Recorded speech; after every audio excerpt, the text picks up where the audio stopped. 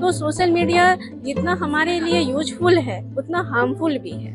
तो इसका इस्तेमाल हमें कितना करना है, कि कितनी मात्रा होनी चाहिए, और खास करके इसमें बच्चों के अवेयरनेस के साथ साथ उनके माँ बाप गार्जियन का भी अवेयरनेस होना चाहिए। हम अगर कोई पीड़िता है वो हमारे से कार्यालय में आ जाए या हमारे हेल्पलाइन नंबर से संपर्क करें। आप अपने आप को कितना कम एक्सपोज रखते हैं वही इसका सबसे बड़ा सॉल्यूशन है। नीड बेस्ड यूज कीजिए किसी भी प्लेटफॉर्म का। जीते स्कूटी जीते कार। जी आपने सही सुना, लक्ष्मी ज्वेलर्स कटिहार से कृष्णा डायमंड ज्वेलरी खरीदें, लकी ड्रॉ में पार्टिसिपेट करें और कार और स्कूटी जीतने का मौका पाएं। साथ ही 25% तक की छूट पाएं सोने और चांदी के जेवर की बनाई पे और हीरे की वैल्यू पे। Lakshmi jewellers, Lakshmi complex, doctor Rajendra Prasad Path, Katihar. हम लोग फ्री लीगल एड देते हैं। जो भी लीगल असिस्टेंस चाहिए हो, सभी डिपार्टमेंट्स आए हुए हैं, सभी विभाग आए हुए हैं। आपस में सामंजस्य बनाते हुए अगर कोई पीड़िता है वो हमारे से कार्यालय में आ जाए या हमारे हेल्पलाइन नंबर से संपर्क करें। हम लोग जो भी फ्री लीगल एड हमारी खालसा स्कीम्स में है वो हम लोग प्रोवाइड करेंगे। और हमारे PLBs, पैरा लीगल वॉलंटियर्स हैं, हमारे पैनल लॉयर्स हैं, हमारे पास डेलीगेटेड टीम है, हमारा स्टाफ, हमारे 24/7 हम लोग इसी पे वर्कआउट करते हैं। नालसा और वालसा से कई स्कीम्स हमारी रनिंग स्कीम्स हैं, जैसे आशा एक रन कर रही है जो चाइल्ड मैरिज रेस्टोरेंट पे वर्क कर रही है। हम लोग उसमें कई प्रोग्राम भी ऑर्गेनाइज कर रहे हैं। अभी 100 डेज का प्रोग्राम रन कर रहा है।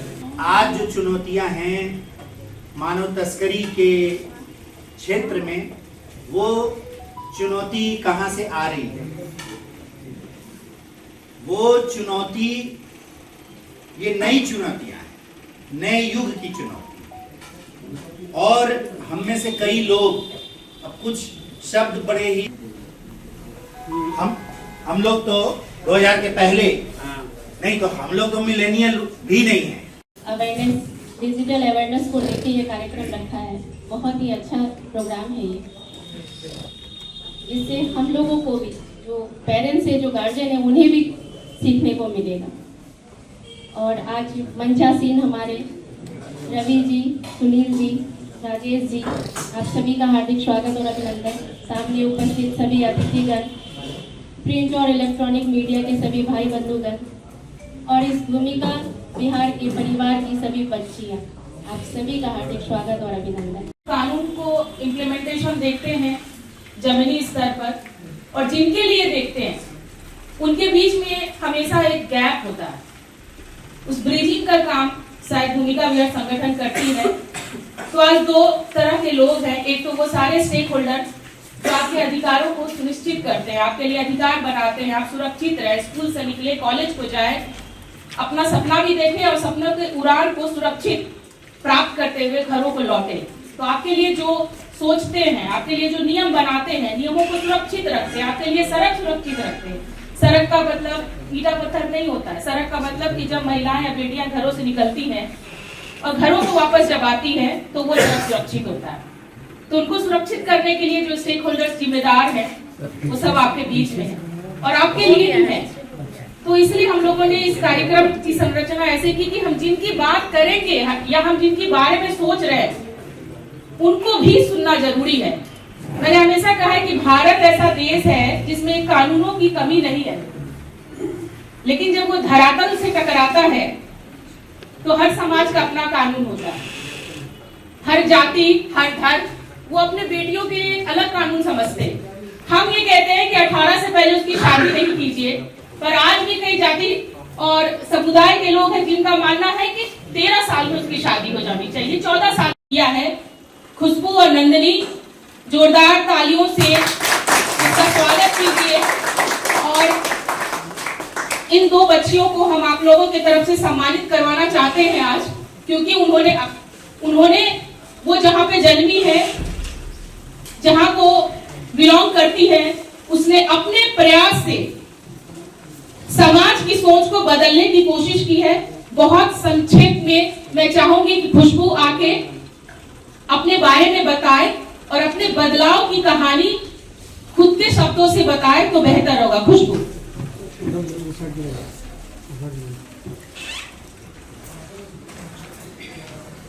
सभी को नमस्ते, जोहार।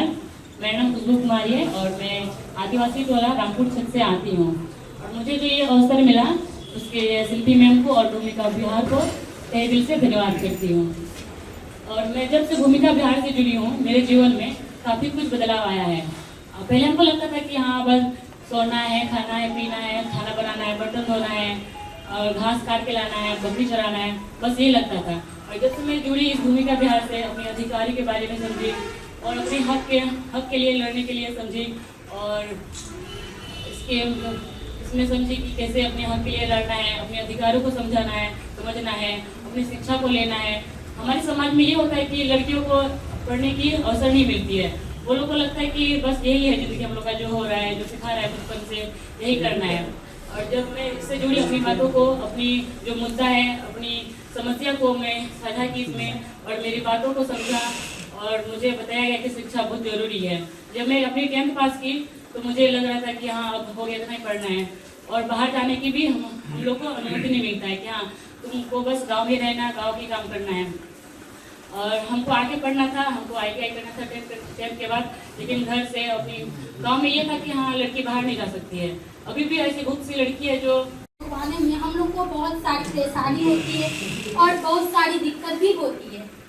और सबसे खुशी की बात यह है कि मैं 5 बहन हूँ, 5 बहन में से मैं बड़ी बहन हूँ और मैं घर की फर्स्ट ग्रेजुएट। नमस्कार, BMW न्यूज़ बिहार के सभी दर्शकों को मेरा प्रणाम। और आज एक खास विषय पर हम मौजूद हैं कटिहार में और यहाँ पर भूमिका बिहार और अभिलाषा परिवार के द्वारा ह्यूमन ट्रैफिकिंग को कैसे रोका जाए और ह्यूमन ट्रैफिकिंग करने के लिए AI कितना ज़्यादा इफेक्टिव हो गया है और कितना ज़्यादा जो ट्रैफिकर्स हैं उसको यूज़ कर रहे हैं, इसी संदर्भ में एक वर्कशॉप थी और उसमें मुख्य अतिथि के तौर पे कटिहार की जो जिला परिषद अध्यक्षा हैं श्रीमती रश्मि सिंह जी, वो हमारे बीच मौजूद हैं इस बात पे बात करने के लिए। मैम, कैसे देखती हैं अभिलाषा परिवार और जो भूमिका विहार के इस कार्यक्रम को आप? जी, बहुत ही अच्छा आज का कार्यक्रम रहा और बच्चे जो आज ह्यूमन ट्रैफिकिंग के जाल में फंसते जा रहे हैं और ख़ास करके AI और सोशल मीडिया, इसका भी जाल बहुत ही गहराता जा रहा है, जो कि एक गंभीर समस्या है हम सभी के लिए, हमारे समाज के लिए। तो इसके तहत ही भूमिका बिहार और अभिलाषा परिवार की ओर से ये कार्यक्रम रखा गया, जिसके लिए मैं जो भूमिका बिहार की जो डायरेक्टर हैं शिल्पी सिंह जी, मैं उन्हें स्पेशल थैंक्स देना चाह रही हूँ। और आज का जो कार्यक्रम हुआ इसमें लोगों को अवेयरनेस, कि बच्चों में अवेयरनेस कैसे आए, कैसे, क्योंकि अभी सोशल मीडिया पे सभी लोग एक्टिव हैं, चाहे वो बच्चे हो, बड़े हो, जो भी हो। और ख़ास करके यूथ का तो मतलब ये सोशल मीडिया एक माध्यम ही बन गया है, चाहे वो पढ़ाई लिखाई हो या फिर कुछ भी हो, हर एक एक्टिविटी उनकी सोशल मीडिया से ही रही है। तो सोशल मीडिया जितना हमारे लिए यूजफुल है उतना हार्मफुल भी है। तो इसका इस्तेमाल हमें कितना करना है, कि कितनी मात्रा होनी चाहिए, और ख़ास करके इसमें बच्चों के अवेयरनेस के साथ साथ उनके माँ बाप, गार्जियन का भी अवेयरनेस होना चाहिए। हमने यही अपील की है और इसके माध्यम से जो भूमिका बिहार है और सभी विभाग के भी इसमें प्रतिनिधि शामिल हुए थे, जैसे शिक्षा विभाग है या और भी कई विभाग हैं, साइबर सेल से भी अधिकारी यहाँ उपस्थित थे। तो हम लोगों ने सबसे बात की और सभी से यही आग्रह की कि एक वर्कशॉप हो, एक कैंपिंग की जाए, जो गांव-गांव हर पंचायतों में जनप्रतिनिधिगण भी हो साथ में, और वहाँ पे ये कार्यक्रम करके लोगों में अवेयरनेस का हम लोग आगे काम करें। बहुत बहुत धन्यवाद हमसे बात करने के लिए। तो देखा आपने, इन्होंने जो बात कही कि पेरेंट्स को भी कहीं ना कहीं अवेयर होना पड़ेगा। और हमारे साथ अब मैं बात करूंगा, शिल्पी जी हैं यहाँ पे, शिल्पी जी से बात करने की कोशिश करते हैं। ह्यूमन ट्रैफिकिंग को लेकर आज जो वर्कशॉप रखी गई और AI का जो ट्रैफिकर्स जो यूज कर रहे हैं, आपको क्या लगता है कि कहाँ मिस कर रहे हैं हम लोग, जो AI का यूज वो लोग कर पा रहे हैं और हमारी जो टीम है वो कहाँ मिस कर रही है कि हम उसे उन लोगों को बचा नहीं पा रहे हैं या उतना इफेक्टिवली वो अप्रोच कर ले रहे हैं बच्चों को? देखिए, जो स्कूल या कॉलेज के पाठ्यक्रम है वो वही सन 57 के पाठ्यक्रम है। जैसे कहा ना कि अभी जरूरत है नए औजारों से लड़ाई लड़ने की, क्योंकि मुद्दा नया है और जो वेपन्स है वो पुराने इस्तेमाल करें। तो सबसे पहले जो स्कूल और कॉलेज के पाठ्यक्रम है उसमें इस डिजिटल का जो थ्रेट है या एआई का जो थ्रेट है उस पे भी स्पेशल क्लासेस होना चाहिए। और सबसे बड़ी बात जो मैंने कहा कि पहचान नहीं पाते हैं वो लोग, कैसे पहचाने, क्योंकि कैसे पहचानेंगे, डिफिकल्ट टास्क। हाँ, ये बहुत डिफिकल्ट टास्क है कि थ्रेट को पहचानने की बात ना हम घर में कर रहे हैं और ना सबसे ज्यादा बच्चे। आज हम ये नहीं कहते बच्चे घरों से निकल के स्कूल को नहीं जा रहे, वो जा रहे हैं, अटेंडेंस भी दे रहे हैं, लेकिन वो जो मंच है ना, उस मंच में इन नए विषयों पे भी बात करने की आवश्यकता है। और एडुकेशन का मतलब सिर्फ किताबी नॉलेज आज नहीं हो सकता है, व्यवहारिक ज्ञान भी होना चाहिए। तो वो भी पाठ्यक्रम, क्योंकि जब वो घरों से निकले तो उसके घर और स्कूल के बीच की जो दूरी है, ये थ्रेट वहीं पे आते हैं। तो उन रास्तों में वो थ्रेट को कैसे पहचाने, या फिर कोई फोन करके उसको कन्विंस कर रहा है तो उसके अंदर वो कॉन्फिडेंस होना चाहिए कि वो वोकल होके, वाइब्रेंट होके वो अपना रिएक्शन शो कर पाए या फिर ब्लॉक कर सके। हम ब्लॉक नहीं कर, मतलब एक छोटा सा बटन है ब्लॉकिंग का और वो ब्लॉक नहीं कर पा रहे। आप सोचिए उसकी कन्विंसिंग पावर। एक सवाल और है कि जब आप एडुकेशन की बात कहती हैं तो सवाल ये भी आता है कि जब बिहार जैसे राज्य में जहाँ पे शिक्षा व्यवस्था बहुत लचर स्थिति में है, क्या आप उसे दोषी मानती हैं इन सब चीजों में एक्टिव जो हैकर एक्टिव हो जाते हैं? नहीं, देखिए, मैंने कहा ना कि पाठ्यक्रमों में इन विषयों की कमी कहीं ना कहीं एक बहुत बड़ा गैप है। और जितने भी जो एक विकास के पिलर्स है उसमें मीडिया भी आते हैं और ये स्वयंसेवी संस्थान भी आते हैं, उनकी भी भूमिका है। अकेले कटघरे में सरकार को भी हम नहीं खड़ा कर सकते हैं, क्योंकि हमारे और आपके बच्चों की भी बात है, तो हम अपनी भूमिका भी निभाएं। हम एक छोटा गांव ले ले, पंचायत ले ले, क्योंकि एक पंचायत बदलेगा तो जिला बदलेगा, और जब जिलाएं बदलेंगी तो कहीं देश को हम एक छोटे से यूनिट में बदलाव लाके हम देश को सपोर्ट कर सकते हैं। एक आखिरी सवाल आपसे लेंगे कि ह्यूमन ट्रैफिकिंग की आप बात करते हैं, लेकिन जो बच्चे 14 साल से नीचे के जो बच्चे आजकल ईटा भट्टों में काम करते नजर आते हैं या छोटे छोटे दुकानों में काम करते हैं, उसके लिए भूमिका बिहार क्या कर रही है? जी, हमारे जो छोटे छोटे केंद्र चलते हैं, जो फुल लर्निंग सेंटर्स है बहुत सारा, उसमें हम क्या करते हैं कि इन बच्चों को जोड़ने की बात करते हैं। क्योंकि देखिए, परवरिश एक बहुत बड़ा एक योगदान देता है। बच्चे जब बड़े हो रहे हैं ना, तो उनको सिखाया जाता है कि सुबह उठ के ढेला ढोने जाना है, या बच्चा स्कूल जाएगा तो कितना पैसा लेके आएगा, और बच्चा खेत जाएगा तो 10 रुपया डेली कमा के लाएगा। तो जितने बच्चे उतने इनकम। तो उनके परवरिश में ये सिखाया गया ना कि आज तुमको 10 रुपया कहाँ से जुगाड़ करके लाना है। तो हम लोग क्या करते हैं कि वैसे छोटे छोटे बच्चों को अपने सेंटर्स से जोड़ते हैं। बच्चे 3 घंटा खेल कूद के माध्यम से उसके अंदर धीरे धीरे ये व्यवहार परिवर्तन की बात करें कि किताब से वो कैसे जोड़े, फिर स्कूल से कैसे जोड़े। तो कई बच्चे हैं जिनको कि ईट भट्टों से, या कई आज की सभा में लड़कियां हैं जो बकरी चराने जाती थी, लेकिन आज वो ग्रेजुएट है। मैं मानती हूं कि परिवर्तन इतना आसान नहीं है, मानसिक परिवर्तन बहुत मुश्किल है, लेकिन नामुमकिन तो नहीं है। समय लगता है, पर वक्त बदल रहा है और बदलेगा भी निश्चित रूप से। बहुत बहुत धन्यवाद हमसे बात करने के लिए। तो देखिए, जैसा आपने सुना, भूमिका बिहार की जो डायरेक्टर है शिल्पी सिंह ने बताया कि परिवर्तन जरूरी है, मुश्किल है, लेकिन इसमें सहयोग जो बच्चों के जो माता पिता हैं, अभिभावक है, उनका भी रोल होना बहुत जरूरी है। तब जाके ये कुरीतियां जो है या ये जो हैकर्स हैं ये इनएक्टिव हो पाएंगे और उनको मात मिलेगी। भूमिका विहार के इस वर्कशॉप में हमारे साथ मौजूद हैं एडीसीपी सर रवि सर। उनसे बात करेंगे कि किस प्रकार से जो हैकर्स हैं या जो ह्यूमन ट्रैफिकर्स हैं उनको कैसे रोका जाए जब वो एआई का यूज कर रहे हैं। सर, कैसे रोकथाम की जाए? चूंकि वर्कशॉप में तो सारी चीजें बताई, क्या हम लोग कुछ ऐसा गवर्नमेंट की तरफ से प्रोग्राम चला सकते हैं? देखिए, प्रोग्राम एज सच तो अभी करंट में नहीं है, पर we can have an app, मतलब कोई ऐसा ऐप इंस्टॉल किया जा सकता है जो एआई को एक रेगुलेट कर सके। जैसे कोई भी आप प्लेटफॉर्म यूज करते हैं, चाहे वो मोबाइल हो या पर्सनल कंप्यूटर हो या लैपटॉप हो, तो उसमें कुछ सेफगार्ड इंस्टॉल किए जा सकते हैं जो परमिशंस एआई को दिया जाता है वो उन परमिशंस को रेगुलेट कर सके। ऐसा कुछ सोचा जा सकता है, बट कितना सक्सेसफुल होगा ये कह पाना अभी मुश्किल है, क्योंकि बहुत कम रेगुलेटेड हैं। सोशल मीडिया और एआई दोनों भी अभी बहुत कम रेगुलेटेड हैं, और उनमें कितना रेगुलेशन इन्फोर्स किया जा सकता है ओनली टाइम विल टेल।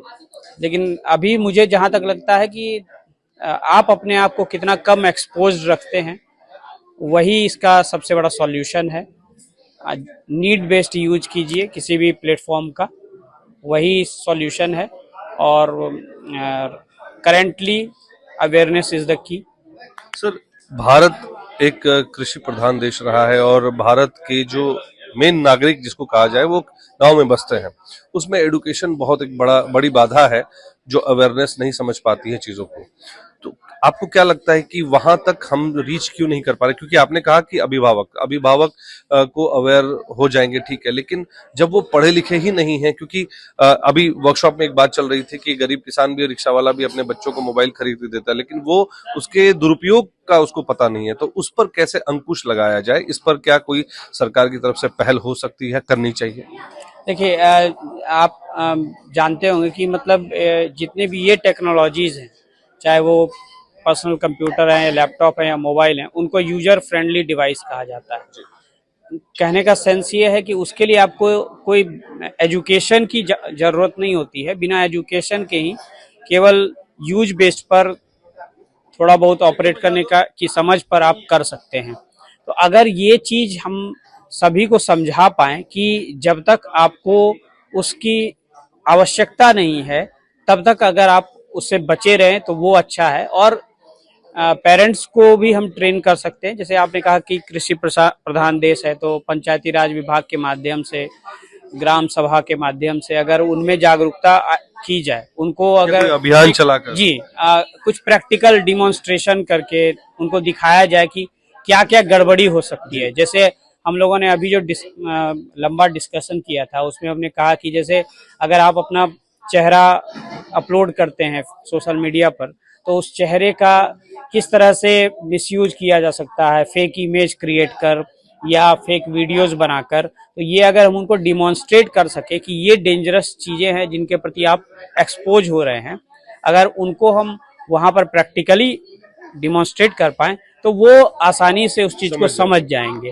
तो ये हमें गांव-गांव तक पंचायती राज विभाग के माध्यम से अवेयर करके किया जा सकता है। क्या हमारे चैनल के माध्यम से आप ये विश्वास दिलाते हैं जनता को कि ऐसा कुछ हो सकता है? बिल्कुल बिल्कुल, अगर हम लोग प्रयास करेंगे तो, जैसे मैं इस जिले में असिस्टेंट डायरेक्टर हूँ चाइल्ड प्रोटेक्शन, तो अगर हम एजुकेशन डिपार्टमेंट और पंचायती राज विभाग के साथ मिलकर अवेयरनेस करना चाहें तो बिल्कुल वहां तक हम फील्ड लेवल तक इसके जो खतरे हैं उनको पहुंचा सकते हैं। और मुझे लगता है कि बिल्कुल जितने भूमिका विहार और इस तरह के जितने भी ऑर्गेनाइजेशन हैं वो सारे लोग अगर मिलकर प्रयास करेंगे तो जरूर गांव-गांव तक ये बात पहुंचेगी।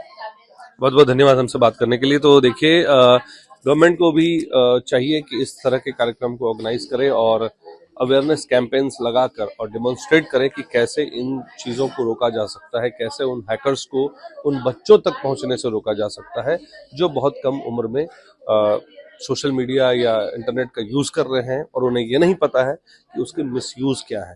तो ऐसे में गवर्नमेंट को भी चाहिए और हम भी चाहेंगे कि गवर्नमेंट इस तरह के फील्ड में आए और उतरे और डेमोन्स्ट्रेट करे और लोगों को बताएं कि इसकी क्या मिसयूजेस हो सकते हैं और कैसे वो ट्रैफिकिंग के लिए फंस सकते हैं। अब बने रहे BMW न्यूज़ बिहार की तमाम खबरों के साथ। मैं अभिषेक सिंह सनोवर के साथ BMW न्यूज़ बिहार के लिए कटिहार से। बहुत बहुत धन्यवाद।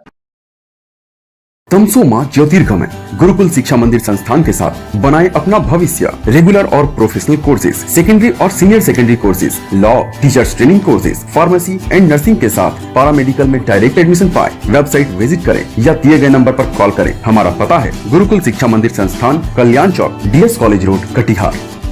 हमारा वीडियो अगर आपको अच्छा लगा हो तो आप हमारे वीडियो को लाइक करें, शेयर करें और हमारे चैनल को सब्सक्राइब जरूर करें।